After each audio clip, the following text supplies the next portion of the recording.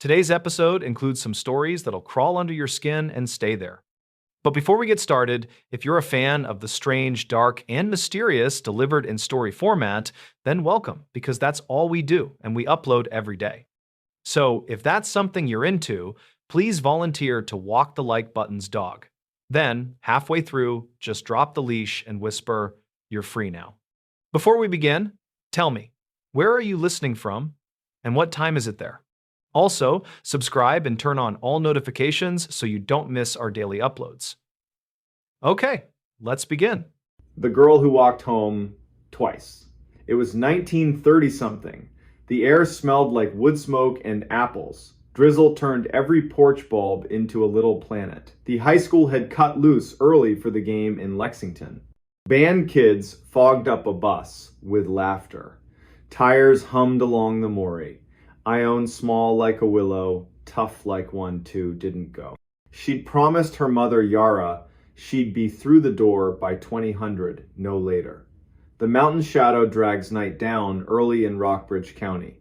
Everyone knows that. Pea coat from a thrift store, one button that didn't match, scarf a shade that couldn't pick a side between green and blue, hand knit by her aunt. Everyone knew Ione. She worked mornings at the bakery on Nelson Street, slipped the paper through Mrs. Kemp's slot at the White House with the red door, could identify every dog in 3 blocks by bark alone. Her father, line cook, cereal kitchen quitter, had left in May. The kind of leaving that makes a clock too loud. Ione had sworn, with a 16-year-old's fatal sincerity, "I won't be that kind of gone." At 1940, she waved off her best friend Wren at the feed store corner and ducked into the drizzle, taking her usual 3-block shortcut, hardware store.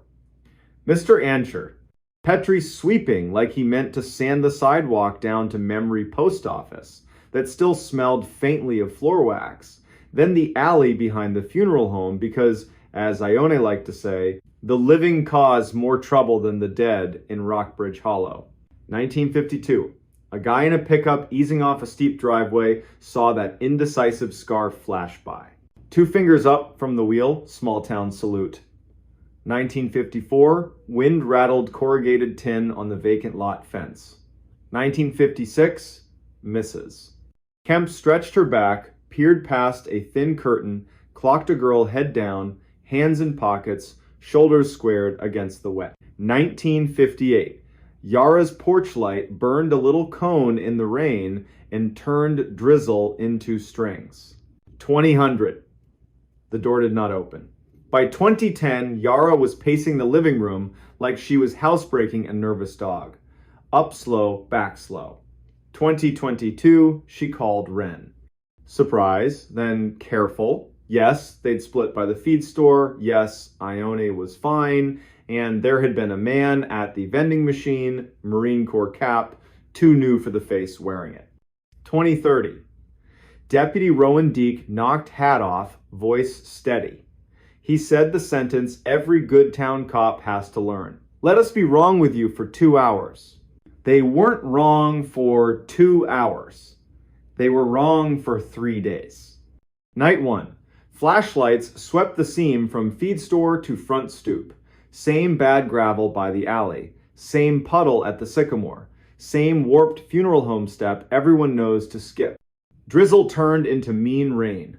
0320, the band bus came back, windows fogged a different way. Kids fell into waiting pickups, mothers squinted through wipers.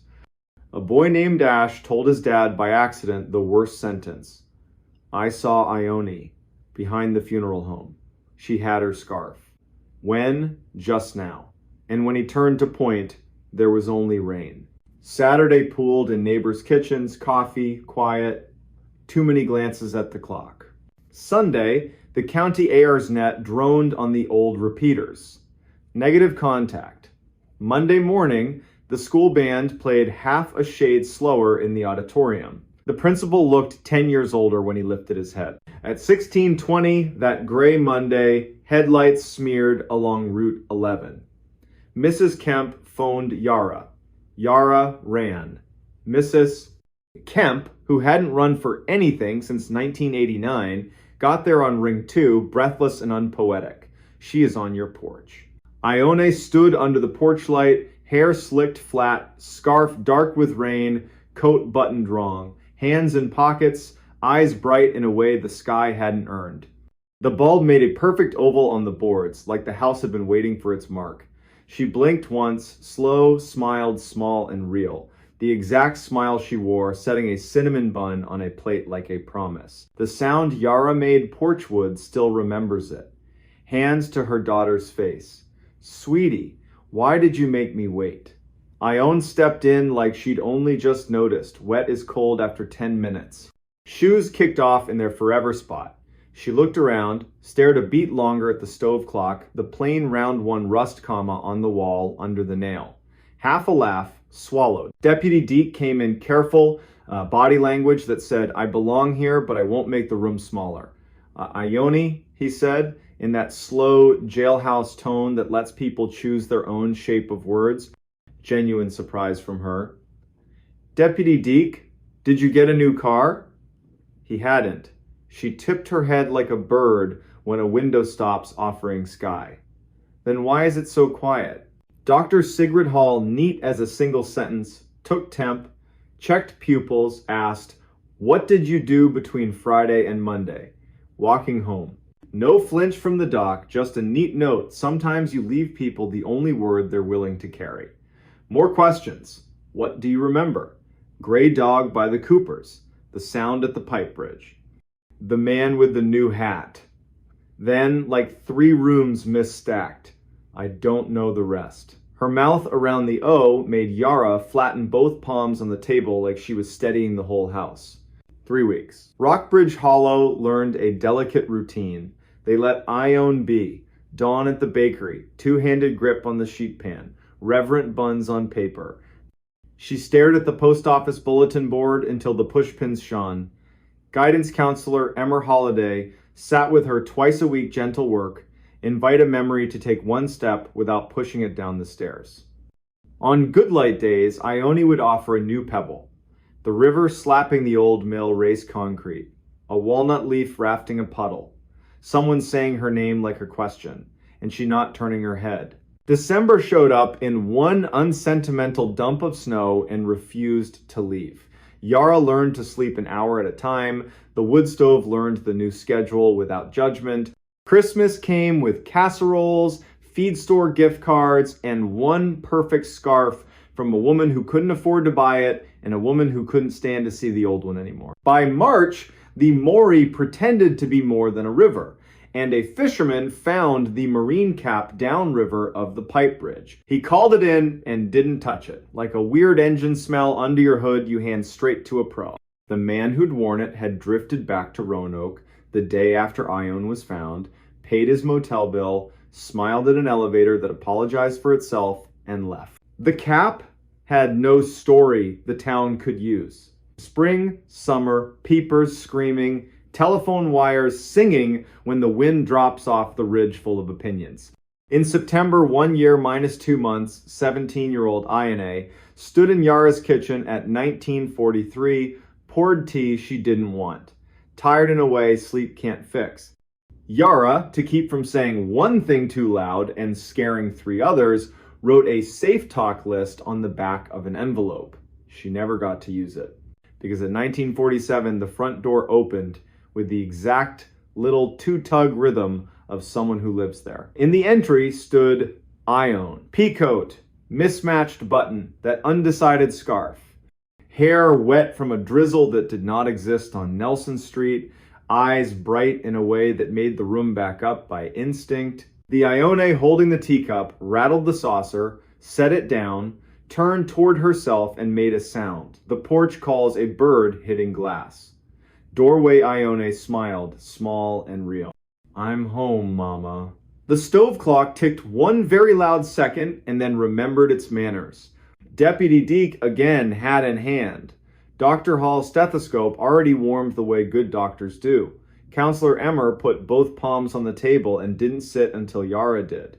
The town did not come. A small place knows when a crowd ruins the edges of a miracle. They asked gently, when did you start walking? Where did you turn? Did anyone speak? What did the river sound like? Doorway Ione answered with the same script as a year before. Dog, pipe, bridge, hat, walnut, leaf. The difference wasn't the words, it was the way the room caught them. Every sentence landed like the place had already set a plate. Deke stood in the kitchen threshold and looked both ways. He saw two girls, he saw one, he saw none. He kept his face steady so the room could borrow it. Sheriff, Judge Crease, how do you write this in a report? Breathe with me, the practical spells. They kept both Ionesses in the room because what else do you do? Dr. Hall took two pulses, one just off the other. Checked eyes, left, right, months backward, both did it. Two wrists, two heartbeats, both wrong in different right ways. Her face gave nothing away and everything all at once. 2140. Somewhere down the block, a stubborn riding mower coughed into one more season. Emmer broke the spell with two perfect lines. We're going to give the new arrival an apple, and then gentler. And we should stop calling her the new arrival. They gave her the apple. She held it like a small planet, looked at it, at the clock, at Yara, at Ione, at the hallway, to the bedroom where long division and bird names had been learned. Then, matter of fact, not triumphant, not afraid, there are two of me here. The tone wasn't a request. It was a math answer. She had finished counting and was waiting to be told what the number meant. The town did what towns do when the world tilts and insists it's always been level. They made order. Cedar chest to the living room. Second bed. Pastor Rowe came kind mouth. Better history. He knows how to talk without turning a room into a church by force. The sheriff, the judge, and a university woman from Lexington with a voice that makes you believe machines can help without showing off. Her term, identity event. It looked great in a report and was useless at the kitchen table. That night, Yara dozed and woke, and dozed and woke. Twice, she stood in the doorway and watched two girls sleep by lamplight. One hand out of each blanket, palm open the exact way Ione had always slept, as if catching sleep required a hand ready. Twice, her mother hand reached to pull a blanket higher and shook in a brand new way. Morning stretched the house back to its old shape. The bus hissed at 07:45. The driver glanced at the porch without meaning to. Mrs. Kemp knocked once, left rolls, and a note with only the date she believes. Inked things are harder to argue with. The university woman returned, politely eager. Separate mic channel. Smell test, cinnamon, eyes closed. A metronome on the table, whose pulse keeps time. She packed up at noon with good manners and eyes full of a curiosity that doesn't need oxygen. For a while, Rockbridge Hollow held. The girls washed dishes in a choreography that invented itself in 48 hours. Tea the same way. They walked the block at dusk together. They did not cut behind the funeral home. When they slept, their breathing went just out of phase, then remembered itself. Like two clocks learning, they didn't have to impress each other. Then the bill came due. Day 10. A pale circle under older Ione's left collarbone, coin-sized, cooler than the skin. Dr. Hall's smile stopped at her mouth. Her eyes kept the truth. Sketch on the chart, pictures keep you honest when words want to pose. Day 11. A match on newer Ione's right collarbone. Day 12. Two circles bloom, each wrist, opposite sides. Opposite girls, like a mirror taking inventory. By day 14, the girls had learned to move like two people carrying one big tray through a narrow door. Day 19, they'd invented a way to argue that didn't injure the room. Day 21, the circles resolved into a constellation the doctor couldn't name, and then, just as impolitely as they appeared, they faded. Not all at once, one by one, soft as a hand, smoothing a wrinkle back into weekday skin. Day 24. Dusk, the hour when Rockbridge problems either introduce themselves or forgive you for not noticing newer Ione stood on the porch, undecided scarf at her throat, and looked toward the feed store, the funeral home, and that walnut root that heaves the curb. I should walk, she said. Older Ione, very quiet. I'm tired of walking. Both were true. Yara chose the loudest kind of bravery that makes no noise. We'll walk together to Pastor Rose, she said, and lend him our feet for 1 block. Then we'll come home. They did. The town watched by sweeping already clean porches. The girls returned, ate, slept.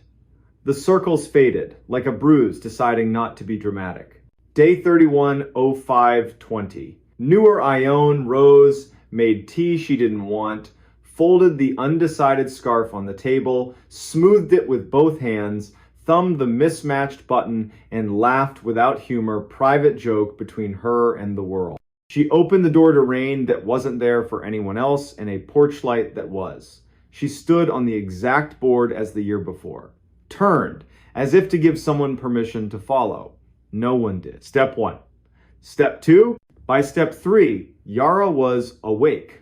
A mother knows her child's stares.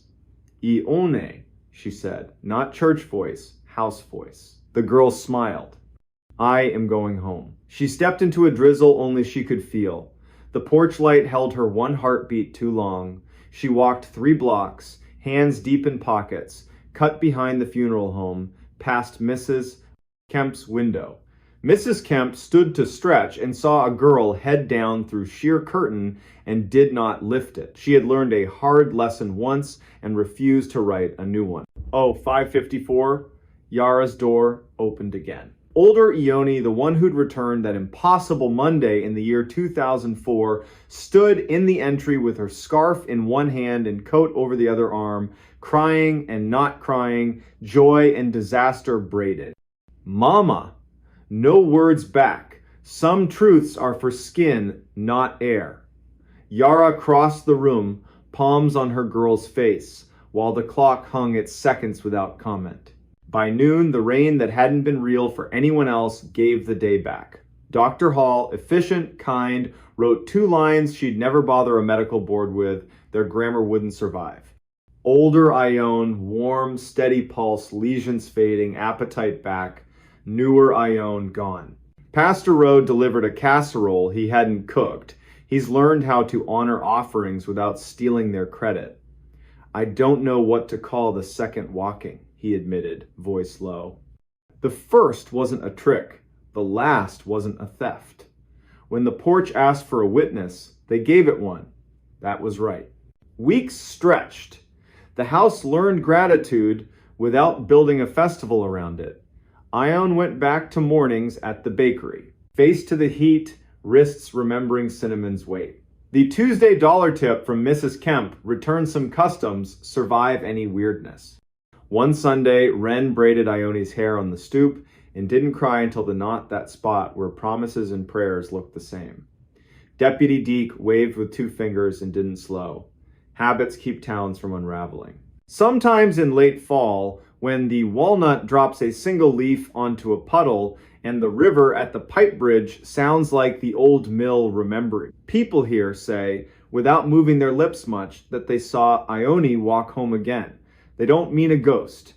They mean a woman carrying her own shape through weather that didn't deserve a name, and for 15 sidewalk steps they felt porch lights turn on in their chests and were kinder to their own breath. Years later, one Sunday in the year 2019, Ione worked the bakery counter with her daughter, on her hip, hair loose because the day hadn't asked for more. A stranger out of state ordered a coffee and said it the way outsiders do. Are you the girl who walked home twice? Ione looked at him, then at her daughter, then at Nelson Street drawing its honest line toward the river.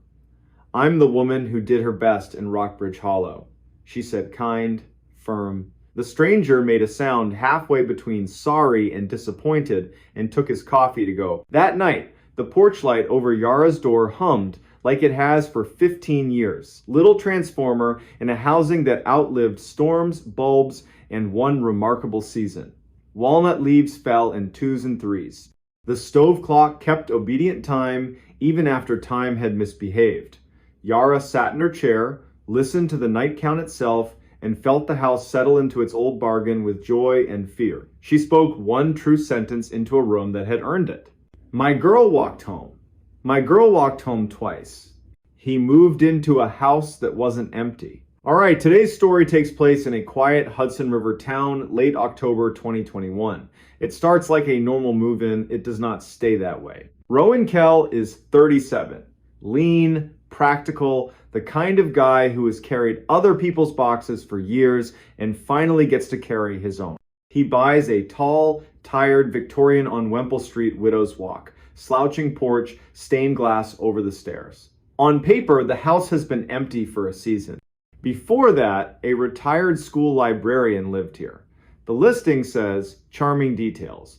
It does not list the other detail. Listings never do. Night 1. The Hudson is dark as melted iron. A freight moans across the bridge. Leaves drag the gutters. Rowan backs a rental truck to the curb, sets a hand on the rail, and feels old paint give.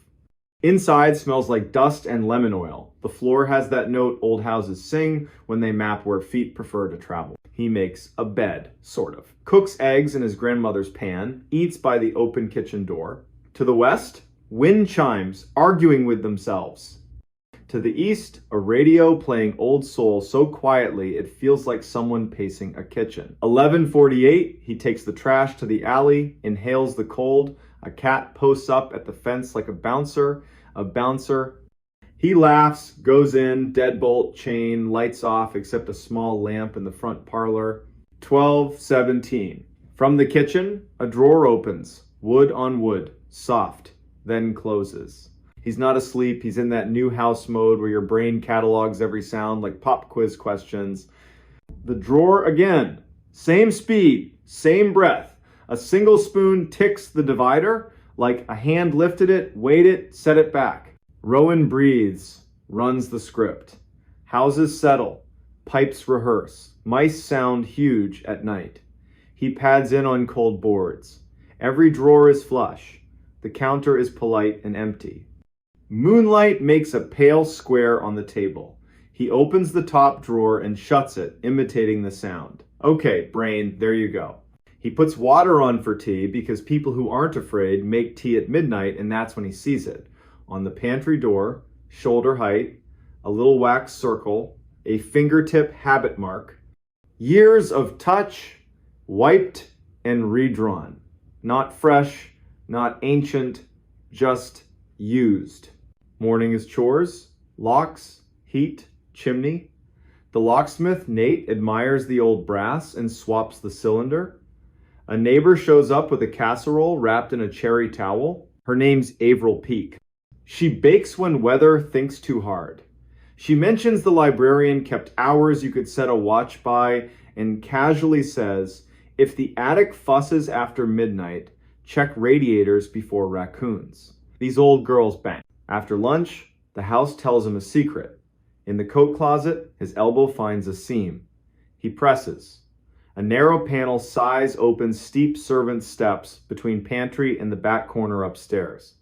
He shuts it, opens it again, because that's what you do when a wall suddenly becomes a door, and dusts the threshold to see if anything uses it later. That night, the river breathes colder. He writes a list at the kitchen table. 12:20. Toothbrush in his mouth. The dumbwaiter slides 2 inches and stops. Rope creaks, goes still. He watches the pantry door in the mirror until the fog clears. 1:44, he wakes to the smell of toast. The toaster is unplugged. He quietly laughs at himself and rolls over. Day 3. Riverwalk, hardware store, Goodwill drop. He returns at 4 and through the frosted front glass sees a shaped shoulder, hand step back. He enters slow. The air smells faintly of lilac drawer sachets. On the entry table, a small tissue bundle. Inside, a brass key, smooth as a worry stone, stamped with a single letter B and a scratched number 1. Not one of his. In the kitchen, a thin line of flour has moved, like a cup was set and lifted. A cup is clean, drying on the towel. In the pantry, the dumbwaiter rope quivers and stills. At the back stair threshold where he dusted, half-moon prints.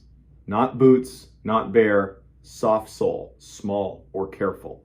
Rowan opens the closet panel and speaks into that narrow dark, calm. I own this house. I move slow. I don't throw people away. If you're real and you want to stay real, tell me your name. He hears a decision being made. A scuff at the top. A pause on the third tread. That small, quick run we all do to pretend we're not afraid. She appears on the last step. Late 50s, hair pinned, cardigan mended, with proud little stitches, wool socks in tired slippers. Her eyes scan, land on his, and choose honesty. I'm Imre Blakely. I looked after Miss Renner for a year and a half after the snow that broke her hip. I stayed after the service because the realtor kept telling me the date and I couldn't hear it. The pantry door knows me. The back stair knows me. I didn't mean to startle you. I made tea because a house should know the sound. Whatever speech Rowan thought he'd give, gone. He says the one true sentence he has. I wondered if the dumbwaiter was flirting with me. Imre almost smiles. The key? Service key, she says. Miss Renner gave it to me when the ramp went in. I hid it under the flour tin because I hide important things in unimportant places. You were at the river. I set it out when I heard you would fit your own name here. Rowan. That's a name that can learn a house. They move to the kitchen like two people agreeing not to break anything. In better light, he sees her cardigan buttons are all wrong sizes, her amber ring chipped smooth by years, and her hands jar-opening hands. She apologizes for the flour. She baked biscuits yesterday because the house woke up hungry. There are 3 in a tin, second shelf. She's not a thief. Then I owe you butter, he says, and the kettle, which has been placed cold on a burner out of habit, gets clicked on for real. Over tea, she gives him the owner's manual, no inspector rights, where radiators bang after rain, how the pantry hinge forgives more quickly if you hum, wax the dumbwaiter rope in November, scold it in July. The cellar light needs 2 breaths to remember it's a light. The center post should have been replaced 20 years ago. The house forgives it monthly. The drawer, top right, always slides back a spoon's width. Miss Renner kept a rubber band there because elastic keeps secrets better than a latch. The sound he heard was the spoon settling. The house was pointing at the elastic. Imre stands. I'm in your way. I meant to say goodbye and got embarrassed. I'll leave by the back stair. I'll leave the key. If the pipes talk too much, call. Rowan surprises them both. Stay for supper. Averill brought a casserole. I repay towns by eating what they hand me. They eat coats on because the heat schedule's still formal. Imre tells small, dignified stories. Miss Renner sang morning hymns without believing because habit and comfort share a coat. The back bedroom, under the little eave, wakes early on snow days. Whoever sleeps there will always beat the plow to the first cup. The cast iron sink has a comma-shaped chip, permission to keep going when a sentence seems finished. Before she leaves, Imre asks for a plain blessing. Not church, just something to keep people from sharpening themselves on the wrong edges. She closes her eyes, breathes once, and says to the floorboards, "We will act like neighbors, even when we don't believe in that word. We will be dull when the house asks us to be dull. We will answer with our bodies only when we are sure our names will be kept. We will not talk to empty rooms about the wrong things, not after dark." The panel closes on her shoulder. The quiet that follows feels chosen, not imposed. Rowan drops the service key in a little dish by the door. Tools like to know where they live. Weeks pass. He learns the wall of stained glass catches fire at a certain hour. He files a note with the county to acknowledge the back stair and the title. Some arrangements need paper when a house changes names. He returns Averill's towel with a loaf of something he hopes counts as baking. Sometimes he finds signs of Imre that aren't mistakes. A box of matches where there weren't any, a clean cloth folded where he'd left a crumpled one, a tidy list on the underside of a pantry shelf, wax rope, check lint trap, tuck draft snake. He writes thank you in the margin with a dull pencil. Late November, Averill appears with a county inspector who measures politely and asks the best question a bureaucrat can ask. Does this panel count as a door or a hatch? Rowan says it counts as a secret that deserves to be acknowledged. The inspector actually writes that down. That night, the wind returns with a dry old paper hand. Far on the river, a horn pulls a long, low goodbye that never is. At 1:44 in the Eve bedroom, Rowan wakes and listens. Radiator tap, dumbwaiter's shy inch, the spoon's little settle, a jar lid pop like someone forgot to loosen it. He smiles into the dark and whispers the rule he's learned here. Not answering. Not tonight. In December, the first snow is generous. Rowan learns to broom the steps like porchmen do, always pushing to the same drift, so it learns its place. Imri leaves a cream card with her new address. Basement studio, window facing a black walnut, part-time job at the county historical typing ledgers, saying names out loud so they don't think they're finished. She asks one favor. There's a trunk in the attic. Miss Renner's aunt, Minta Thorne, kept a diary for 50 years, careful and mean in the best way. The family would like the trunk if it can come down without swearing at the rafters. They climb the front stairs on purpose. The attic opens with paint stick reluctance, then generosity. Boxes are labeled in a librarian's hand, winter scarves, not this one, photographs, country cousins, bird journals, 1980 to 2010. The trunk waits under the peak leather straps, tack heads like stars. They don't open it. Not yet. They carry it down between them one step at a time, like moving a sleeping parent. It rests on folded towels in the hall overnight because old things deserve a chance to decide to be seen again. Next day, the niece Lorna Vetch arrives with grocery tulips and a cake. In the parlor light, they lift out muslin-wrapped books, a cloth bag of buttons, a county fair postcard for a totally average pie that still won a ribbon, a small silver bell on frayed red ribbon, and 3 glass marbles that for no reason never lost their shine. They leave the bell and the marbles. The books go with Lorna. She cries. No one apologizes. Imri thanks the air and without looking at Rowan, squeezes his forearm. This house could have eaten the trunk. You didn't let it. The town weaves itself in. Lux Odea, the sash guy, fixes a window in exchange for shelves and a long story about a boat. Avril brings a pie when the weatherman says icy mix. Sometimes Imri knocks at the front, sometimes she ghosts the back stair. Either way, she says hello like joining a sentence, not starting one. January. A title office woman arrives, shivering with a folder. We're filing a small correction. Our system dislikes a door inside a closet. We're trying to teach it manners. She looks past him once, homesick, and says, My mother used to tell me, the walls aren't thin, honey. The walls listen. Be boring on purpose. See how long the trouble lasts. By March, the house is ordinary, which, if you've ever lived with an old place, means dear. At 1:44, the kitchen makes the spoon sound and then doesn't. He doesn't get up. He thinks about that first night and his urgent need to explain things. He thinks about the word empty and realizes it's never been fair to rooms or to people. He thinks about the service key in its dish, the wax circle on the pantry door, the trunk asleep in another house now, and the sentence that has started living under his tongue, we are boring on purpose when the house asks us to be. Spring loosens the river's shoulder, sycamores light up pale green, windows remember they have hinges. On a Saturday in late April, he hosts a small dinner. Avril, Lux, Imri, Lorna. The stained glass holds a sunbeam like a jewel you don't have to own to admire. They eat food that doesn't try too hard. Say names. Avoid lazy. How's work? When the dumbwaiter creaks, everyone notices and then lets it be. That's what families do for the oldest relative in the room. Night falls. Dishes done.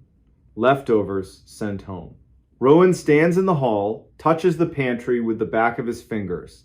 The wax circle is nearly rubbed away, worn down by his own small reverence.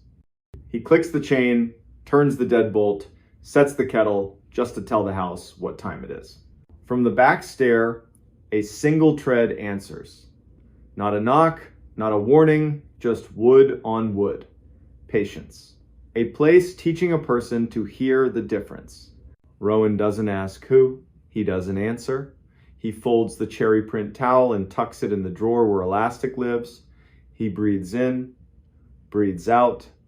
The night listens back, and it does not feel empty at all. She answered the wrong knock at midnight. In the winter of 2018, the town of Bethel, Maine wore its silence like armor. Tuesday night, late January. New snow laid out in neat ribs along every curb where the plows had already passed. Porch lights glowed the color of weak tea. From the river came a long inhale that never quite exhaled. Inside a narrow blue house on Vernon Street, a lamp threw a warm circle across a kitchen table. A single watch ticked on a hook by the pantry, steady, polite, unhurried. The owner, Corinne Moreau, stood in wool socks, rinsing the last coffee cup from the adult class she taught on keeping family histories. It was the kind of work that lets a person listen more than talk, and she loved it for that. Her red knit cap sat low, her cheeks were still wind bright from the walk home. A heavy parka steamed on a folding chair. On the back step, a milk crate of sand and a shovel, small rituals for a long season. Around midnight, the blue house settled one tiny creak, a reminder that wood remembers weather. Somewhere, far off, a train laid down two thin notes. Corinne turned off the sink, reached for the lamp chain, and then it happened. 3 knuckles touched the front door. Not a pound, not frantic. 3 light, even taps, the kind you give a house when you believe it's already awake. Corinne blinked. Midnight visitors belonged to July porches and borrowed sugar, not a January freeze where even the dogs had the good sense to stay in. She listened. The house leaned with her. 3 more taps, identically spaced, like a metronome living inside whoever stood outside. She took unhurried steps through the dining room, past a braided rug, a shelf of old mill photos, a jar of leftover fir boughs. She stopped 3 feet from the door. Bethel is the sort of town where you can identify a neighbor by the shape of their boot prints. She hadn't heard any prints come up the wooden stairs, but new snow swallows a lot of sins. She set a hand on the chain. "Yes?" she called level. "Who's there?" A pause long enough to count to 4. Then a soft, tired voice, young or simply worn out by the night. "Sorry, ma'am, I'm looking for the Deans. Wrong house, I think." The Deans lived 2 streets over near the school. Mustard clapboard, perennial porch light. Corinne pictured a face gone red with cold and embarrassment. She kept the chain engaged, turned the deadbolt, and cracked the door an inch, then 2. Cold came in like a hand. No one stood there. In the pale coin of her porch light, empty boards, black wet seams where snow was melting on the rail, the faint hiss of flakes falling without wind. The street lay smooth and unwalked, a quilt. She lifted her eyes. Nothing moved. "Hello," she said. "I heard you. I can help you find the Deans." Silence. Something in her, something practical and sharp, disliked the game. She shortened the chain 1 link and eased the door shut. 3 more taps. Not at the door, at the living room window. Light, quick, like a sparrow asking to be let in. Corinne pivoted, left the front door on its chain, crossed to the dark window, and clicked on the lamp. In the glass, she saw her own reflection, cap low, mouth set. Outside, a blank yard, lilac bushes and white shoulders, no prints pushing toward the house. Behind her, the chain made a tiny metallic sigh, as if the door had settled. Corinne wasn't a fearful woman, she was a list maker. Lists fix chaos. If there's a problem in Bethel, somebody has a phone number for it. She reached for her mobile, found it under a magazine, and let the screen light her cheek. She considered reasons. A teen dare, a drunk apology, a stranger embarrassed to need help. She flipped the light to flashlight and went back to the door to test the chain. On the second link, the metal popped a bright tiny snap, a necklace breaking. The door opened another inch, not because she pulled, but because the swollen jam had been waiting for permission. Colder air slid inside. The porch looked like static. No silhouette, no shadow, just stillness. The unnerving kind you feel when a familiar room has been ever so slightly rearranged. "Stop," she told herself. the door, the night. She closed it, reset what was left of the chain, threw the deadbolt, and put a palm flat on the wood. Out loud. For her own nervous system, she took inventory. Door shut, chain up, deadbolt engaged. I'm inside. Snow on the porch. No footprints. It's after midnight. I'm calling non-emergency now. Rilla at the sheriff's office answered with a flannel voice. Corinne summarized, 3 knocks, wrong name, empty porch, window taps. Rilla took the address, promised a deputy after helping a stranded car on Greenwood Road, and asked if Corinne was alone. Yes. Then, do not open again for anyone you can't see and greet through glass. Understood, Corinne said, and said Rilla's name back to her, because names make long nights shorter. She switched off the hall light and watched her street from the living room window. Across the way, the blue house was dark. Miss Doyen had gone to Lewiston for the week. A camper sagged under a tarp. Farther down, the broker's wire reindeer still stood in their thin fur coats. Snow hushed everything. The heater sighed and fell silent. Shadows stretched, then tightened. Her reflection in the window became a stranger standing too close. She looked at the doormat, no melt. The rail, no hand. A soft shuffle at the back door. She didn't flinch. She moved by plan. The back door had a small square of frosted glass. Anyone became a blur behind it. Corinne set her fingertips on the wood. Deputy? She called, letting the word do some work. If that's you, please speak. The shuffle paused, then nudged left, where the sand crate Saturday. Plastic tapped softly, like a toe on a toy. Fox? Curious neighbor? Someone deciding whether to be decent? A thin snake of cold slid under the gap and wrapped her ankles. She saw herself, from above, a woman in wool socks coaxing her house into staying brave. Please, a voice said, but not from outside, from the dark phone in her hand, a live line hollowness. Please, can you help me? Wrong house. Wrong number. I have the wrong number. She woke the screen.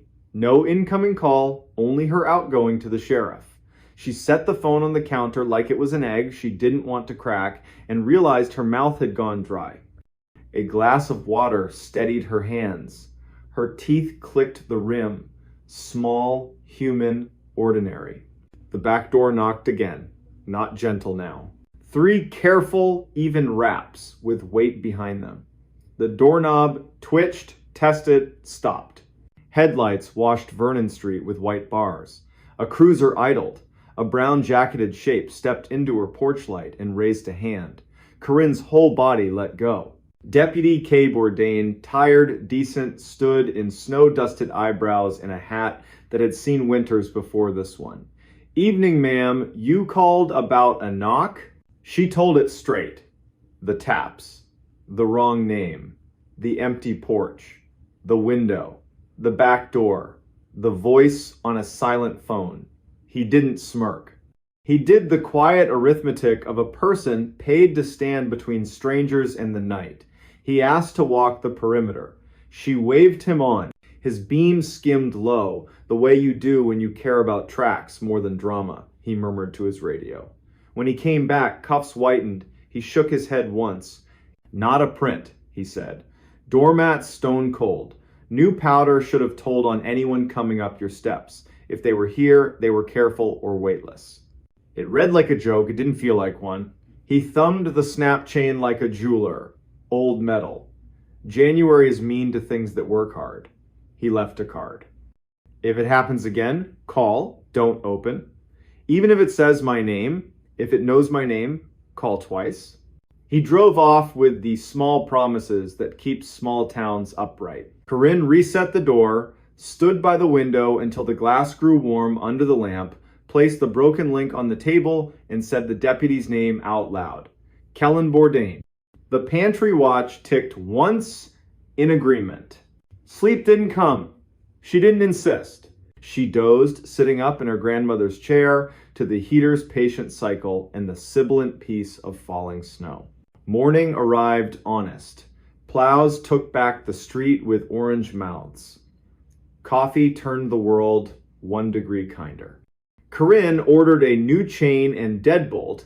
The hardware owner offered to drop them by just to have something to do. By lunch, the bright brass was installed and the house breathed easier. By late morning, she'd nearly filed the whole thing under odd but survivable. She phoned the dean's no midnight wanderer. She checked on Mr. Bix, his porch light would stay on.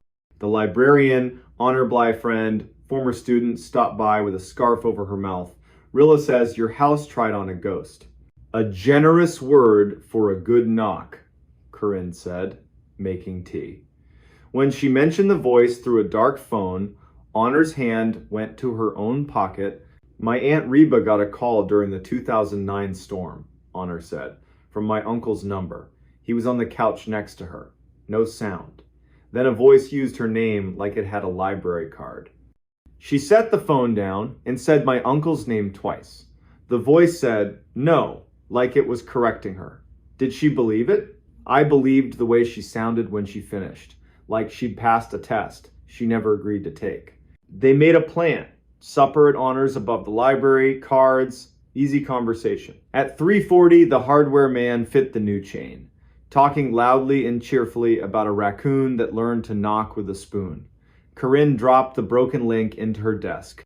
Not to keep, just not to throw away on the day it happened. The evening at Honors was ordinary, in the best way. Garlic, old paper, a radio station from the middle of the country. At 10:10, Corinne walked home under a coin moon, let herself into the blue house at 10:32, and set her keys in the bowl. At 10:36, 2 quick knocks at the front door. She stood with her palm a hand width from the wood. I'm not opening, she said, frank but not rude. Say your name and purpose or try another address. Silence. Then the almost bass of a voice felt in the chest more than heard. Please. Wrong door, wrong number. Same words. Heavier. She killed the lamp, let the room go, exterior, scanned the street. Plenty of prints now from a day of living, but none fresh to her steps. The kettle clicked on the stove. The ordinary arrived right on time. She poured tea, decided her mouth would speak only on purpose. At 11:03, 3 polite knocks at the back door. She dialed non-emergency again. This time Kent answered voice like sand. A car was close. She thanked him twice. She braced her feet, let her body remember its own width, watched the frost square turn the dark to lace. The knob didn't move. Deputy Bourdain returned, eyebrows full of starlight. We're going to pretend I came because I missed your lamp, he said. They walked the lot lines. His light wrote arcs on snow. They listened to soil with their hands. He left another card and one practical instruction. If she left town, tell him. He'd swing by. Saturday passed. Sunday brought distant bells and a walk for oranges. Monday pulled bright curtains, then closed them early. No knocks. Corinne's shoulders dropped. Tea tasted like kept promises. The broken link stayed unchanged in the drawer. Then Tuesday, full circle. At 11:56 p.m., 4 minutes shy of the same hour, a voice came from the little radio by her kitchen clock. It was unplugged. It said her name quietly and asked if she was there. Her throat chose its loyalties. She approached, didn't touch, listened to the way vowels met consonants, stepped back, and said, like iron, that the county had rules for midnight and she was old enough to follow them. It tried other doors. The living room vent pinged her name as the heat came on. The phone rang with no number. The dead doorbell found its resurrection. Each time the voice asked for a person, not a favor. It tried town names like Keys, Miss Doyon, Mr. Bix, Honor, Rilla. It even tried Kellen Bourdain, as if it had learned the card in her hand. She smiled despite herself. Deputy, she corrected the air. Not tonight. She let the tea go cold. She laid no hand on any handle. She apologized for nothing, not even her stubbornness. At 3 minutes past midnight, she felt it lose interest. The house exhaled. The radio remembered it was a radio. Air moved room to room with nothing to ask. Corinne set the kettle once more, carried a mug to the window, and stood until her reflection looked like a person whose name had been kept safe. Then she slept like someone had tucked a quilt around the town. Over the next week, stories salted Bethel. A woman on North Road heard a screen door open and close for nobody. A late dog walker heard tapping on stop signs like a patient hammer. The mail carrier heard her name from a garage and almost answered before remembering what day it was. No one was dragged into snow. Locks held. People learned one sentence and used it when darkness stood close. Not tonight, not this house. When the river loosened and the sun laid a silver road across it, Corinne and Honor watched the water tell itself a story. They ate pie at the diner and called fine what it was victory. On the way home, Corinne passed the dean's mustard house and thought of that first polite voice. She detoured, set a gloved hand on their rail, and said their name into the wood, a practice she'd adopted, give places back their proper nouns. At her own door, the new chain shone ridiculous and perfect against blue paint. She ran a thumb over it and heard the small metal truth. Tonight will be ordinary. Keys in the bowl. The watch ticked. The heater hummed. The fridge sighed like an old man. From the street, 3 knocks. Not on her door, on the blue house next door, where Miss Doyon's son-in-law was picking up the last of her winter clothes.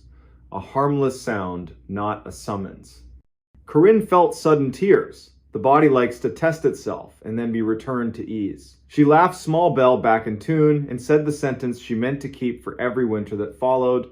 We don't answer the wrong knock at midnight. We count it. We name the hour. We call the people whose job is the porch. And we keep our names warm inside our mouths until morning reminds every room who belongs where. In spring, when the town smelled like wet earth and hope, Corinne swapped the fur for tulips, oiled the hinges, watched the river take its time. In summer, she carried the broken chain link to the bridge and tossed it in. It flashed once small, bright fish and vanished. She stayed to listen to the water write its own sentences, wearing the quiet expression of someone who had been invited to a test, had closed the door gently, and had chosen again to stay.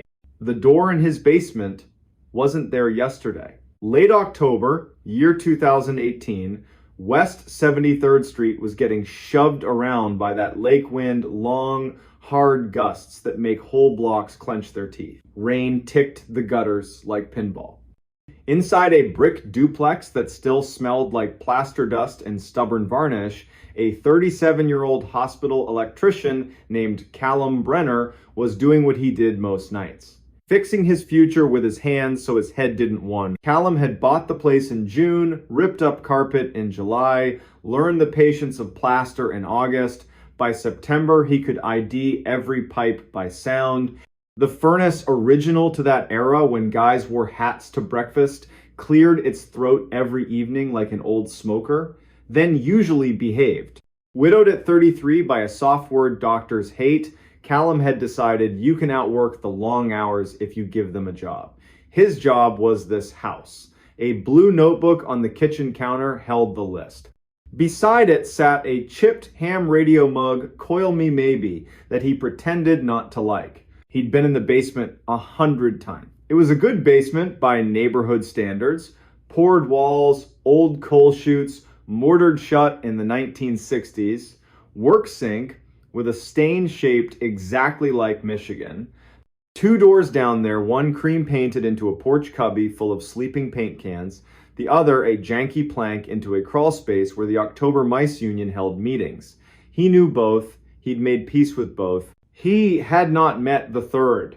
At 21:42, after losing an argument with a breaker and eating dinner like a raccoon at the counter, he headed down to relight the pilot.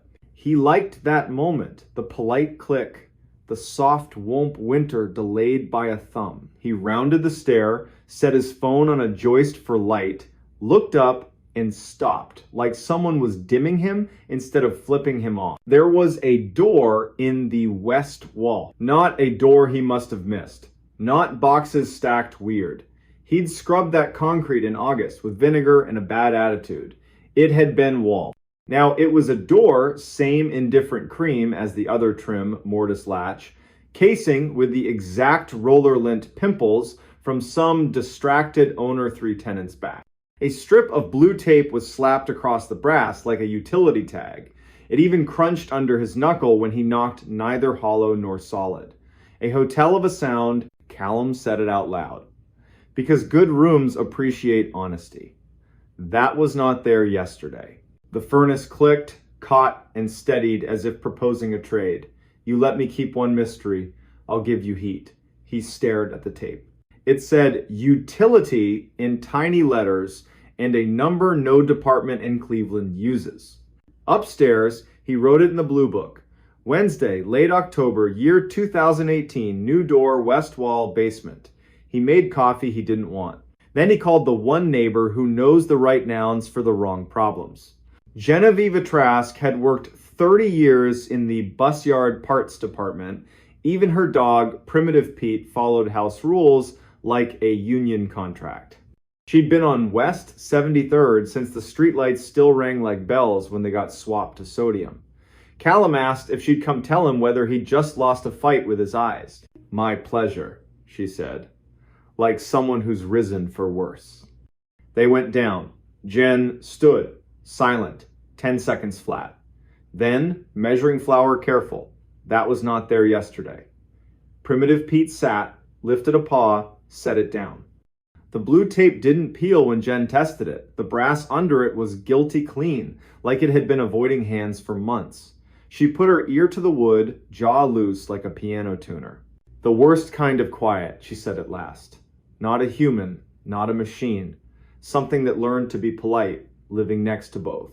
They left it shut, played a hand of gin upstairs. Jen insisted on losing gracefully. Callum walked her to the gate, watched Pete joy inventory the night, and because tongues check, bad teeth went down for one more look.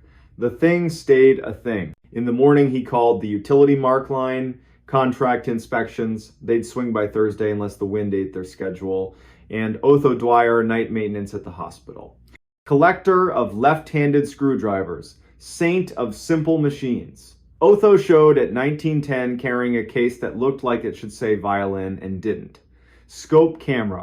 He slid the head between casing and wall. The screen coughed up gray concrete, then darkness with the smoothness of air and the meanness of a throat. Some jokes take too much setup, Otho murmured, brushing the tape with the back of a finger. Tastes like municipal lie. They didn't open it. Otho poured exactly one finger of rye and told the story of an elevator that grew a sense of humor in a humorless building. He left the scope. Callum slept on the sofa because the living room had windows and the basement didn't. He dreamed of blue tape, a polite click, and a nurse's voice saying, "Not yet." Thursday, 14/27. Voicemail from inspections diverted to a sinkhole at Denison. Second voicemail from an unknown number, just silence that didn't know how to hold its breath. Then a whisper from very far down a hall, "Don't come down while the light is wrong." He went home anyway. Top of the stairs, he made the announcement men only make to empty rooms. If you're human, show me your shoes. If you're not, invitation rescinded. The furnace behaved. The sump pump cleared its throat. He set a carpenter's lamp on the floor to make a small, honest city of light, and with a stub of chalk, he drew a line along the bottom of the door. If you can't make sense, you can measure. He knocked once. The sound came back too soft. He pressed his palm to the panel, neither warm nor cold. It felt like skin in a room that doesn't want you to cry. "I don't believe in you enough to be afraid," he said, on purpose lying. Houses respect effort. He turned to leave. On the far side, something trailed a fingertip down the wood from above the latch to below it, very slow, like it was teaching itself grain. He didn't move. The chalk line held. He said his wife's name once, softly, a key to a true door. Friday, 21/15, he and Jen stood there again. Primitive Pete approved the dryer. The tape had a new diagonal crease, like a latch lifted, then politely reset. Jen hovered her hand over it like a candle. "You are not the first house on this block to breathe into the wrong room," she said. In 2006, during the epic flood, the city dug out the storm line in the alley and found an old brick run, prohibition beer, and better stories. They sealed what they could see. They did not seal what refused to admit wanting sealing. That's where the undertalk lives, she said. Not your house's fault it learned the language. Not yours for hearing it. We lean a chair and don't make introductions. Be here at 10 with coffee and a man who likes rules, Callum said. She brought the sheriff. Sheriff Whitaker looked like he still hauled hay for friends. Face built for learning the same story from both sides and deciding where mercy fits. He listened to Callum, to Gen, to Pete, who sneezed once, officially endorsing the facts. Whitaker pressed his ear to the panel. Knocked a pattern. Too slow, pause. Two no one uses unless they suspect a test. The door answered, one slow, three quick like it understood and preferred to show off. We're going to treat this like a person who talks too much and too sweet to a child, Whitaker said. No drama. We don't answer. We call boring people with rope courtesy over magic. At 10:50, Building Inspector Ninette Polk arrived, clipboard, caution tape, and two public works guys who dig with shovels and silent. She measured, tapped the concrete with a screwdriver, jaw loose, head cocked. Double wall, she said. Face wall. Behind it, not wall. Behind that, not our business yet. The plan, open the outside from the alley, look at it like breakfast. If breakfast looks like sin, you eat elsewhere. By noon, the alley had a careful hole. Brick, then more brick, then a slump of coal pretending it wasn't old. Ninette rolled her light into the throat beam, sliding along clay to a small cleared space.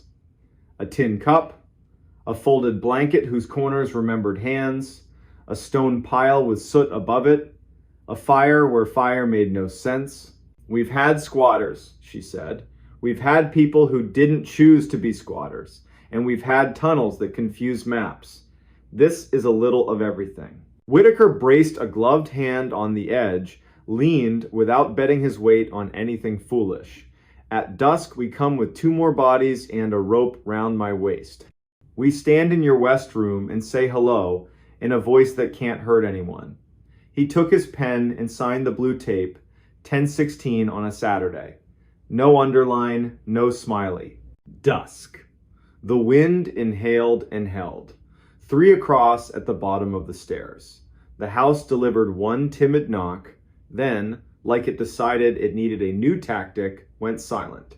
Whitaker tied his rope to an old ceiling ring, laundry duty in another life, double knotted. He laid his palm on the tape, talked to the house like a dog flirting with a bad idea. We are not setting our tongues on this latch tonight. They moved the chair, lifted the latch without breaking the tape. The door opened a finger's width on its own resistance. Air came through at the temperature of old apology, coal, and long rain. His shoulder light showed a low brick run, 4 courses high, then a gap all along the top like the mason knew better and got paid by a man who didn't. In the dust beyond, 4 finger marks, evenly spaced. Someone who'd learned to count to 4 and wanted company, and a 5th, shorter one like a tired heart. Whitaker didn't step through. He bent, lowered his head, and said a name to no one, like a midwife teaching an empty room the word it's waiting for. Is anyone here who can stand the sound of their own name? 20 heartbeats, then a cough from the corridor, not brave, not sick, small on purpose. A voice, careful, like someone who only wants to borrow the part of the law that cares more about living than rules. I am hungry. Come into the light then, Whitaker said, measured. No names, no introductions to the dark. A face glanced into the cone, then jerked out. Quick, private decision. The figure didn't cross. Do you have a sandwich? They asked. Jen started to answer. Whitaker lifted a hand. The room obeyed. We have a sandwich. You may have it on this side. He set it on the brick, stepped back a generous pace. A thin hand took it. Gratitude made of bread and shame filled the small room. I didn't steal the ring, the voice said. The ring was already in here. It's welded to the wall. We'll speak again in the morning, Whitaker said, as if this were any kitchen, any night. If you're still here, that would be a blessing. The dark laughed, once surprised at the word blessing. Then, I'll be here, the rain decided to stay. They closed the door. No chair. Sometimes chairs are theater when you need policy. Sleep came in the way it does when a house tries to grow a new tongue. Morning, the chalk line had a clean nick where the door had opened and closed. The tape now had 2 creases. In the alley, the little camp had a second cup that hadn't been there. On the brick, a note, careful hand, fountain pen tidy. Thank you, I won't be here long if you leave it. I know the way that does not ask you to break your rules. I followed voices, and that was my mistake. I am leaving now by the other mouth. Nanette read it, folded once, bagged it, dated it in words events like this should resist numbers. Sometimes people want a story, she said. Sometimes they want a door that says, no, we'll build you the second one. They hired masons from Ohio City argument-winning walls. A second wall went up in front of the first, tied with rebar that enjoyed its job. They pumped the crawl with flowable fill. Fill is kinder than concrete. Cut a new drain to the alley with the city's blessing, which almost never happens and did. They left the door hung for the sake of the room so a man, mug in hand, a year from now, could touch a latch and remember that fear behaves when it isn't fed. One Sunday in December, after the work and after the lake found its winter voice, Callum stood at the bottom of the stairs, set a sandwich and a thermos on the brick, no speech, no theater, listen. The house was just a house. You don't get to grow a new door without telling me first, he said, mostly to make the air file the sentence somewhere. Winter settled. Primitive Pete suffered boots. Jen taught Callum to let houses tell their little understories without volunteering his name. Whitaker sent a holiday card with a knot on the front. Otho reclaimed his scope, pretended to be offended at how clean the lens came back. Nanette drove by twice in January to make sure the wall looked like it meant it. In spring, the city found more legacy brick down the alley and filled that too. The report used the word legacy like a period. Every now and then after midnight, wind slides between those houses like a memory that learned to walk. The furnace coughs a sound you could mishear as a polite knock. A man stands in his basement with his palm on a harmless latch and says the names of the people who made a strange night decent: Genoveva, Otho, Ninette, Whitaker, and the name of the woman he loved, because names are keys, and grief is a door you don't open so much as a company. Then he turns out the light. Basements have long jobs. They don't need help from shadows that think they're clever. If you ever buy an old house in a city that keeps secrets under its sidewalks, you might wake up to a door where plaster swore no door would be. You don't owe it curiosity at midnight. You owe it a list, a lamp that won't lie, a neighbor who can make quiet into a tool, and the dull bravery the trades teach. Knock once, count to 20. Call someone with rope, and if a voice on the other side calls your name like it's entitled to it, remember the single sentence that carried an ordinary man and his unremarkable house through a night when the city tried to breathe through his wall. We're not answering, we're not leaving, we're coming back with more people and better light. What happened inside the tunnel changed him forever. It starts with first snow over the Cheat River, late November, year 2011. The kind of ash-colored flurry that only sticks where the mountain keeps its shade. Down in the cut, where an old railroad spur once ran through Brushy Mountain, there's a brick-lined tunnel that still breathes iron and limestone like it never retired. Locals know. Places like that are older than whatever story you brought with you. The man who walked in that night was 38-year-old Thayer Mott. 2 years home from a blistering overseas contract where dawn came with a buzzer and the heat tried to erase you daily. Back in West Virginia, he did county roads, cones, culverts, sleeves, rolled exactly the way your grandfather approves of.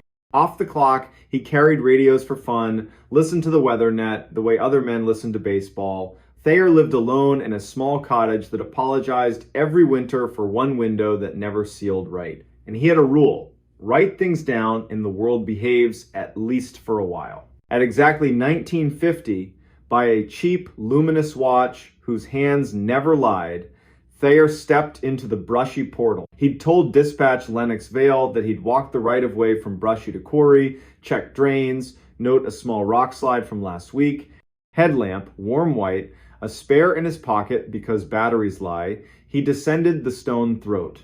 Brick arched overhead, ballast underfoot, old rails long since lifted, clean for quick money. He kept to the shoulder, counted steps, scraped slate from the crown with the toe of his boot, and wrote little facts on a card because little facts keep the big ones honest. 50 steps. The foot sound changed dry to damp. The tunnel sound, river on stone, temperature wind, steady drips settled around him. And then at 2012, something new slid in beside him. Not ahead, not behind, beside. A girl's voice. Not echo, not machine. A child's cadence without the child's confidence. First a rising vowel like someone tuning their courage. Then a single word delivered with precise hope. Thayer. Tuklo. He did not answer. In Monongahela County, rule number 1 for deep places is simple. When the dark learns your proper name, do not answer. The voice tried again. Thayer. A tiny clatter shoe to bottle somewhere along the brick. A little grit slithered down the wall. Thayer laid his left palm flat to the tunnel to tell his nerves where his body ended, lifted his radio with his right, and went bureaucratic on purpose. County Mott, brushy tunnel, on foot, moving west. I have a voice event. Log it at 2012. I'm not answering. Continuing, slow to center. Line of retreat established. Over. Lennox came back with the calm you hear from storm spotters who've seen it all. Copy voice event. Keep that lamp honest. And if the dark tries to be clever, you be boring back. Thayer moved 10 careful steps. The story he didn't request kept coming. The floor sagged, a half-inch subsurface water chewing quietly at the bed. The left wall had the tiniest bow. A weeping drain left a snail-clean stripe. He crouched, touched the wet, tasted iron and cold limestone, flagged it, kept going. The voice shadowed him, not obedient, but parallel. Third try, it used the weapon, it had his name, and then added a confession. Even worse in a tunnel. I followed the light and I can't find it now. The hiss after the last consonant, tears. He pictured a dozen real kids from a dozen real houses. He ignored every single picture. He reached the midpoint. Roof resonance turned musical, air more stone than river, that weird acoustic almost song-round spaces get. He let the headlamp rest on his boots and counted his heart twice. That's when the tunnel itself changed its mind. A long, deep breath in the brick. A liquid rush underfoot like a drain clearing its throat after months. And from far ahead, one hollow knock as if wood tapped wood in a place with no wood. County, he said evenly. New sounds, water movement under bed. I don't love the word void, so I won't use it, but the floor is considering options. I'm heading quarry side and will hold. Over. 10 minutes into that retreat, the brick made a quiet, serious sound. Only people who've been around masonry hear mortar unlatching. He shot the lamp up. A hair-fine seam ran lengthwise across the crown, like a hand-drawn horizon. He didn't run, he left. The daylight made the world small again. He sat on a frost-etched limestone chunk and breathed until gravity stopped arguing. He waited for backup. Sheriff Enoch Pyatt arrived ex-mine rescue, slow until work begins. Good lamp. Rope in a hasty coil. He listened without interruption, nodded once like the night had finally learned to tell its story right. They went in together. Pyatt pushed a broader beam holes live where danger sits. The seam was worse. 3 bricks down, the line dropped like a child slipping while holding hands. Then the voice returned. Not Thayer this time. One word that made both men remember there was a ridge above them and an even bigger sky above that. Daddy. Pyatt went to one knee, palm on brick, like you calm an old dog. He didn't answer the voice. He addressed the wall. We're not breaking you tonight. No names. We'll bring math, shoring, and bored people who'd rather argue football than be brave. A small clatter. 30 paces ahead, standing water, a foam cup with a crescent bite drifting, ripples walking out, dying polite. They backed. They called in 2 volunteers with timbers and wedges. Inside, they propped either side of the seam so Goodwood could talk to bad ideas. Denied, the voice grew patient in a nasty way, humming, "Please, measuring consciences, waiting for a slip." Hyatt looked at the crew, head out. To Thayer, your report will say we stayed for the welfare check, left for structural reasons. The other reason they didn't say, the seam and the voice had begun to sound like the same thing. The county fenced Brushy indefinitely, which translated means permanently. Teenagers found new holes. Grown men found other ways to leave their lives for an hour. Thayer went back to culverts and shoulders and the safe ache of good work. But the tunnel wasn't done with him. January brought gray armor to the river, wind to the sycamores, and a call from the county, meet Hobie Kress at the quarry side. Hobie was a snowshoe happy content guy who posted reverent videos in places that do not want influencers. He'd filmed himself stepping 5 feet inside the arch and dusting snow off his hat like he was blessing it. The county wanted a conversation, not cuffs. Against his will, Thayer liked Hobie. Clean cut, the smile of a man forgiven by the world for 30 years. Thayer said, "The brick is tired, the river is mean, the air is not your friend." For once, Hobie listened. Then Hobie said something that wiped the smirk off. "Fate. Thought I heard a kid in there." Thayer asked, "What did she say?" Hobie blinked, "Just my name." So Thayer started stopping by the portal after supper.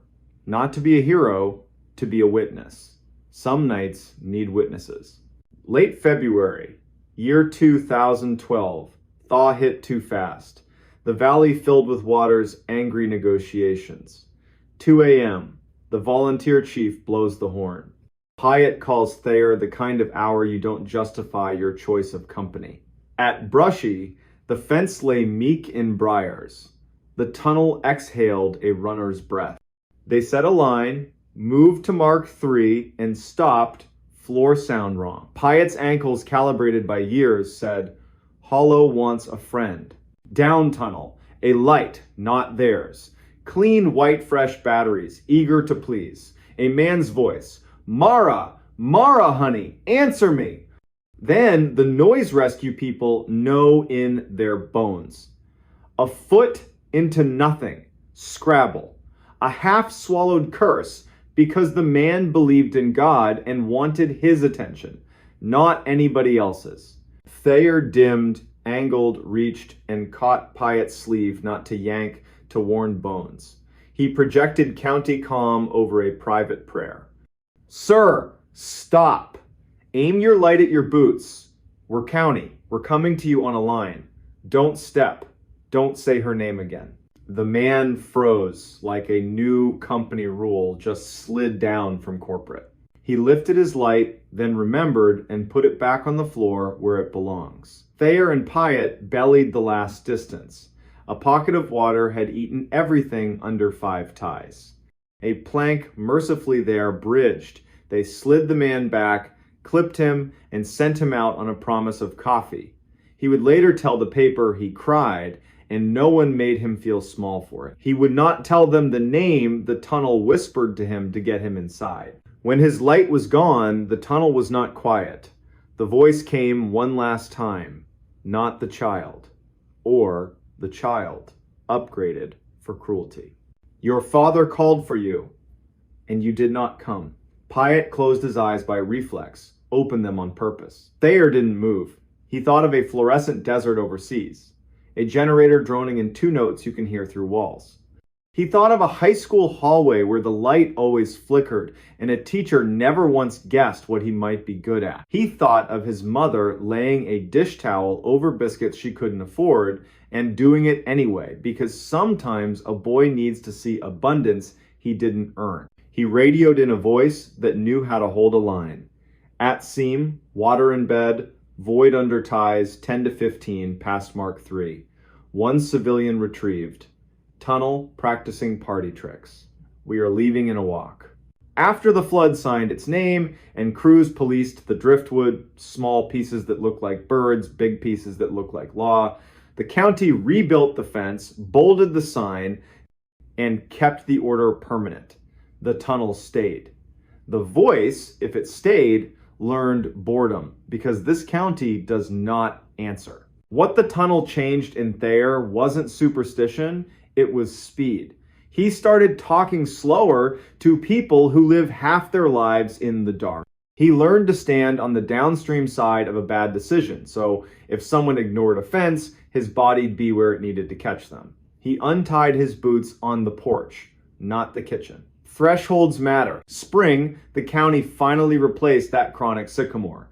A woman, Hetty Dockery, knocked on Thayer's door with a box of rooted maple slips and a photograph from her father's desk. A girl in an expensive dress and a useful coat gone since the 1970s. Hetty asked if he'd go with her to the portal and speak the name once. He didn't correct her, he went. She said the name. The tunnel gave back a sound like the end of a hymn key change. No organ. On the walk down, she stepped steadier than on the way up. Thayer married late. A nurse whose laugh lingers in rooms after the door shuts. They bought high ground, a porch that never needs apology, a basement that never needs courage. Some nights he writes 2 lines to keep the past small. The tunnel is still there, I am still here. In church, when a baby cries during a hymn, he doesn't wince. He lets the sound pass through like a storm already spent over another ridge. Ask him at the gas pump. No nonsense what the voice was. He'll give you the closest truth he owns. The dark repeats whatever it hears most. In a county that refuses to answer when a hole throws names at them, the dark learns boredom and moves on. He'll say it while checking tire pressure before driving out to a grumbling culvert. He'll be behind on sleep and alive. Teenagers will still swear Brushy has a ghost. Good. The night's big enough for practice.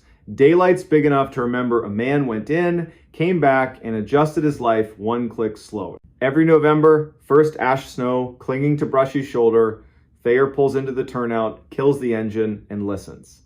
Sometimes nothing. Good. Sometimes river talking to stone. Better. Once in a while, a faint knock. Wood on wood, in a place with no wood.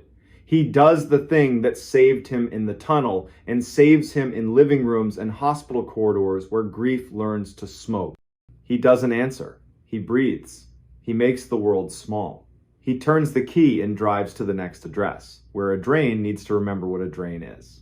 What happened inside that tunnel did change him into the kind of man who practices slow, decent caution. Rope in the truck, second lamp in the pocket, habit of calling the county when a night grows teeth, and taped to the fridge, written in words, not numbers, a simple instruction for the people he loves on some future windy night when the siding is practicing scales.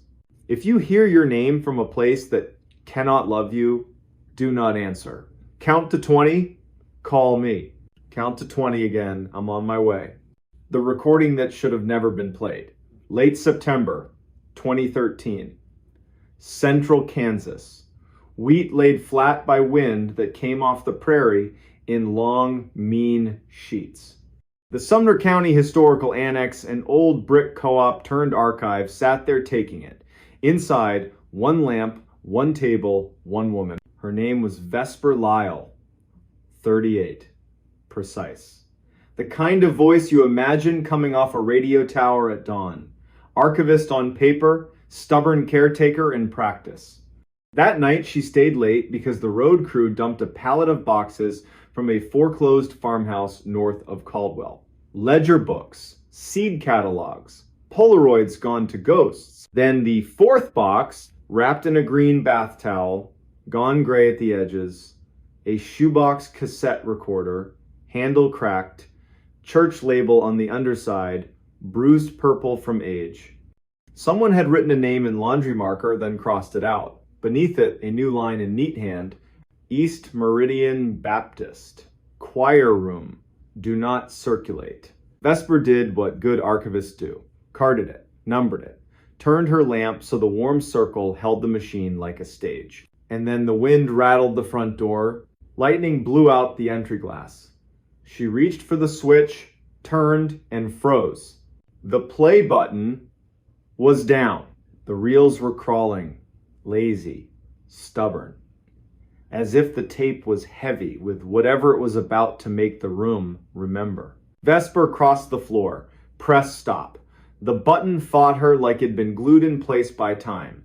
The reels sighed to a halt. She laughed once, no humor in it, locked the thing in a steel cabinet at her feet, and called dispatch. Torrenhovel answered, midnight voice. She told him about the storm, the boxes, the busted cartwheel. She did not mention the recorder. People who work nights don't invite extra work into a room. At 7:58 p.m., the rain came sideways, overheads dipped, then died. Her lamp fizzled off. The building went aquarium dim under the exit signs. She pulled the flashlight, swung the beam to the cabinet. The door was open. Inside, the play button was down again, the spools moving, barely. A hiss rose, grain by grain. Then the human room hum like heat caught on ribbon decades ago. A woman cleared her throat. Trained voice, hymnal vowels. The room she was in back then held her like warm wood. If you have found this and you are not me, please stop, the woman said. Calm, terribly calm. This is not for you. This is for my own coward heart, to replay until I change. Vesper did not move. Rain hammered, then softened. The voice kept going. My name is Vion Hargris, East Meridian. Thursday evening, late 2003. After choir, the hour when pews stop pretending and exhale. I put this recorder on the piano because I cannot trust myself with eyes. I'm going to say what I have not said. Then I'm going to the parsonage to hang my shame on the doorknob like a wet scarf. I will knock. I will be who I am without apology. I will ask for mercy like it's not a crime in a town this small. A chair creaked. Somewhere inside Vesper's chest, something old sat up and listened. A second voice joined. A man, lower than gossip, higher than thunder. The sound of someone trying not to be heard through a door. Vion. In the way he said her name lived a whole book. I know, she answered. We are not alone. The tape caught a door. A breath of hallway. A new voice, young, not little, leaned into the recorder. Hello, Dax, the man said. What are you doing here? My mother forgot her purse, the kid said. She's in the car, trying not to be angry with you. That sentence weighed more than the storm outside. Vesper thumbed, stop. The button sank a fraction and bounced back. The reels didn't care. They turned. You can take it, Vion told the kid, her kindness like a practiced skill. Second window. Tell your mother I'll drive behind you. Tell her I will come talk. Not long, in a way that matters. Footsteps leaving. Door. Wind gone. The room settling. This is foolish, the man said. His voice dropped half a tone. It's not our job to make the town new. It's our job to keep it from tearing itself apart. It's our job to be honest, she said. Every consonant a lit match. If the choir can sing the truth 3 nights a month, we can do it once. Lightning hit so close the annex shook. The beam hiccuped, the tape thinned, battery dying, and then out of that wobble, one more word. Please. Vesper pressed stop hard. The machine obeyed. The building exhaled. She locked the cabinet and wrote herself a note in block letters. Do not play again. Call Reverend Ardell in the morning. Ask about East Meridian 2003 choir. She tucked it under her thermos lid, swept the flashlight once across the blind faces of 100 yearbooks, missed the cabinet easing open, missed the tired spring choosing itself in the dark. Morning. Sky scrubbed clean. East Meridian Baptist was the color of unsalted crackers. The door was unlocked. Of course it was. Inside, it smelled like old wood, vacuum belts, and a sweetness she couldn't place until she saw 3 chrysanthemums in 3 vases, each like an apology for being bought late in the season. A woman in a blue sweater crossed the aisle with bulletins in both hands. Maria. Short hair you wear after an illness and back. She already knew Vesper's name Reverend Ardell had called, and she already knew the question. Vion Hargras, she said, settling Vesper into a pew. Contralto, you could build a roof on. That year, cut this town open. She helped truth into songs. Truth into Tupperware on your porch. When it wouldn't fit a hymn. She died in the spring. Not all things wait for permission. And the man? Vesper asked, hating herself a little. He left, Maria said softly. That week. Sends coat money at Christmas. Signs from far away. The mother with the purse forgave him once on Maine, and he flinched like she'd thrown a stone. What can a tape do that memory hasn't already done? Vesper thanked her, 2 sleeves touched for a second like a pact between strangers. Back at the annex, she set the recorder on the table and microwaved tea because the air felt wrong. At 1:12 p.m, the bell on the door didn't ring. It just opened. Tall man, Kansas State cap, jacket with 3 past lives. He moved like someone listening for a fire alarm only he could hear. Are you Vesper Lyle? He asked. She nodded. My name is Dax Hemphill. I grew up 6 miles east of East Meridian. My mother used to forget her purse. When she was tired of forgiving people, it gave her a reason to go back and be kind again. I think you have something that once listened to me when I was a boy. How did you know? Vesper asked. I woke at 3, he said. Clock doing that slow blink. Room smelled like hymnals. Heard my name the way it sounded before my voice changed. I don't own a tape player. Something spooled anyway. I remembered a night when a woman's kindness saved a man's job and a boy's faith. That kind of memory doesn't come back unless it's been invited. I think you invited it. She made him tea because that's what slows air. Told him about the recorder, the way it wouldn't stop, the please. He nodded like it fit a sore place he thought he'd hidden. Asked to hear it. She said, no, do not circulate, was written on the object itself. And archivists respect talismans. He asked again, but didn't move closer. The kind of stubborn she trusted. I don't want to hear me, he said. I want to hear her. The breath before she speaks. I want to remember what decency sounds like under bad lighting. Vesper turned the brass key. Lifted the machine with both hands. Wrote a sticky note in plain sight. Hargras permission pending. Listening requested by Dax Hemphill. Then she pressed play. Hiss. Blanket of old air. Vion again, scratch brave. If you are not me, stop. If you will not stop, at least do the kind thing and listen all the way through. I am done being half brave. The machine jumped ahead on its own, like it knew where today needed to land. Back to the 2 voices after the kid left. Tires over road seams. We cannot, he said. We must not. You will kill what mercy they have for me. We can, she said, steadying him by syllable. We must. Do you think the Lord is confused by us? He said her name. She said his. The tape spared the names. Names belong to kitchens and porches, not cassette spools. The room on the tape breathed wood, carpet, a beat-to-death piano, a hymn board with 4 numbers that looked like a secret only children can't crack. Then a knock, not on the room's door, on the recorder. A tiny mosquito tap, a fingernail keeping a body from saying a big thing. Dax flinched. Vesper's eyes swept the annex. The annex held its breath, the way a building remembers why it was built, to store dangerous things gently. Vesper didn't stop it. Sometimes kindness is letting a sentence finish. Fine, the man said with funeral tiredness. Fine, we will be what we are.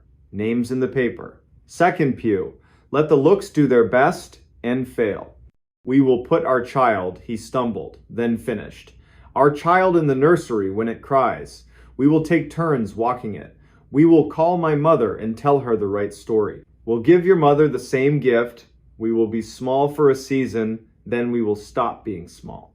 The piano wood made a sound like grain turning to meet a new angle of attention. A hand set down.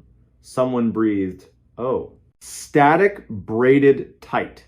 Speed slid the way old tape does when a gear hesitates. Vion came back one last time, urgent. "If you are me, do not be a coward. If you are not me, do not make this a fable and sell it to yourself." This is not a ghost story. This is how to live. Click. Silence put its palms on everything. Shelves redrew their edges. Pencils remembered their jobs. Outside, the storm was now just damp behind the clouds. Dax covered his face with both hands. Vesper looked at the machine and thought of cellar jars with masking tape dates opened when the garden forgets its name.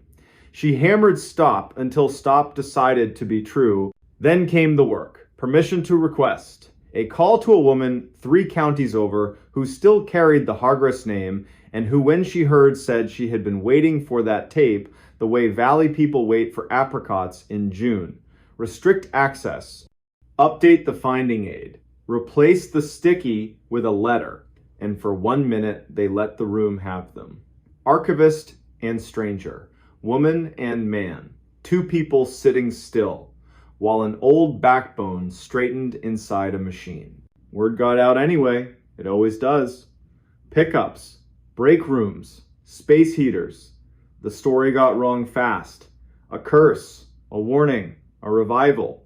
They said it was a tornado siren played backward. They said if you listened at midnight, you'd hear your name the way only your grandmother said it. They said the recorder had no batteries and played all night. None of that was true. The truth was smaller, harder. The recorder played when lonely people stood too close and forgot to tell themselves the truth in time. In November, Torin at dispatch heard his name, clean as winter, from the shelf with the lost and found bin. He stood up, said his name back out loud, into a room where another human could hear him, and the sound left the way regret leaves after 2 beers and a nap. He called Vesper. She told him to throw a towel over it, like you darken a bird cage when the bird thinks it's dawn. Reverend Nardell came at 2 on a weekday when Sun made long rugs on the annex floor. He asked to listen, cried without apology. Told Vesper he hadn't known back then how to keep rooms safe and people brave, and that the 2 were actually the same. He left a check for the leaky gutter. Memo line for roof. Nothing else. What else could you write? Winter sharpened everything. Spring mud had birthdays. Summer made the annex smell like paper and dry lemon peel. Vesper kept working her quiet miracles. She learned what thunder could change and what it could never touch. Late August, the tape did its last trick. It broke. Vesper was there, Dax too. He'd started stopping by, fixing the bad wheel, changing the bulbs nobody's ladder liked, because sometimes people earn comfortable silence after the first hard thing gets said. The machine chewed a loop into its own teeth. Vesper cupped it like a panicked bird. "It's okay," she whispered to plastic and time. "We've got you. We're listening." She had 3 clean copies made on a professional deck in Wichita. Masking labels, fire-safe box, permissions tucked like seed packets, on each in her sharp hand, to be played with consent only. And under it, softer. "Do not use this as weather." On the anniversary of the storm that shoved a box of wrong memories into her life, Vesper sat in the back pew at East Meridian. The building hummed with the quiet electricity of rooms that have been forgiven for what was done in them and what was refused and are willing, finally, to be only rooms again. Maria slid her a peppermint. They didn't say the names they weren't saying.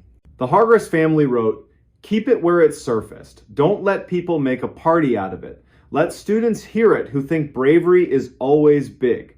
Let tired people hear it when they need proof that decency can be made with 2 hands and 1 good sentence. Keep the names off. It doesn't need them." There was coffee and cookies in the annex hallway and a microphone that squealed once and then behaved.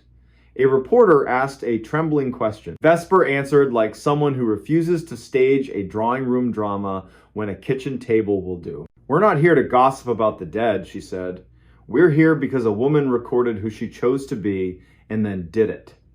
That's a civic treasure. The recorder sits now in a clear box so people can't love it wrong. On Saturdays, they ask if it plays by itself. Vesper says, "Only when you stand too close and forget you're alive and allowed to speak." Then she hands them a pencil and a form and teaches them how to leave something worth keeping for the next bad night. If you drive east out of Caldwell in late September and the sky bruises again, you might see a single lamp in one window. You might open the door, hear the chime, and breathe a room that smells like paper and patience. You might notice a soft hiss from a machine that retired from magic and kept its dignity. Two people at a table, one with a pencil, one with a small wrench, bent over a ledger. You might understand why the recording should never have been played, and why, since it was, the only right response is to live in a way that won't require another like it. When the rain finally tears free, it will be loud and brief. Gutters will try their best. The annex will settle deeper into its foundation. On a shelf in a locked box, a cassette will keep its peace. And in 100 kitchens and a dozen sanctuaries, voices will go on doing what they were built to do when they belong to bodies willing to be ordinary and brave. They will say, "Please." They will say, "Stop." They will say, "Go now, it's time." And in the smallest, steady way that haunts longer than any ghost, they will say, "We are listening."